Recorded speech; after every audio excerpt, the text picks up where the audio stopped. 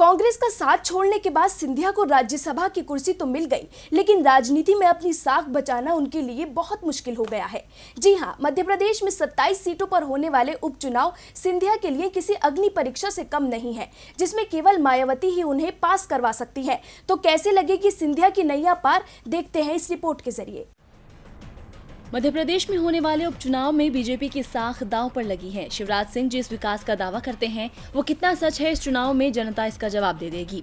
लेकिन ये चुनाव जितने शिवराज के लिए खास है उतने ही ज्योतिरादित्य सिंधिया के लिए भी, क्योंकि 27 में से 22 सीटें ऐसी खाली हुई हैं जिनके विधायक कांग्रेस छोड़ ज्योतिरादित्य सिंधिया के साथ बीजेपी में शामिल हुए थे। इनकी वजह से ही कांग्रेस सरकार गिरी थी और कमलनाथ के हाथ से सत्ता चली गई थी। कमलनाथ और कांग्रेस के पास राज्य में अब खोने के लिए कुछ नहीं है, लेकिन सिंधिया और शिवराज अगर चुनाव हारते हैं तो उनकी नैया ही डूब जाएगी। जहां शिवराज को सत्ता से हाथ धोना पड़ेगा, वहीं सिंधिया की साख भी खत्म हो जाएगी। बीजेपी के अंदर भी उनकी स्थिति कमजोर होगी। इस हालत में ज्योतिरादित्य सिंधिया को मायावती की पार्टी बीएसपी मदद कर सकती है। अभी तक की खबरों की माने तो कांग्रेस से बेहद नाराज चल रही मायावती की पार्टी बीएसपी ने भी उपचुनाव में सभी 27 सीटों पर अपने प्रत्याशी उतारने का फैसला किया है। इन 27 सीटों में से आधे से ज्यादा सीटें उन इलाकों में जहां बीएसपी का अच्छा खासा दखल है।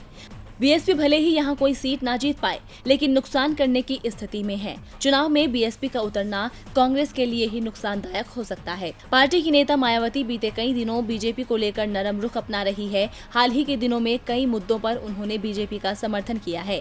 लेकिन अगर माया का मोह फिर से कांग्रेस में पड़ जाता है तो सिंधिया का पासा उल्टा पड़ सकता है।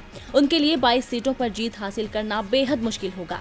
सूत्रों का कहना है कि कांग्रेस नेता मायावती को मनाने की कोशिश कर रहे हैं। अगर ये कोशिश कामयाब हो गई तो सिंधिया के कदम डगमगाने तय है।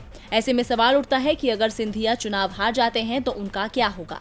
क्या शिवराज उन्हें अपने करीब रखेंगे या फिर उनकी हालत बेकार हो जाएगी?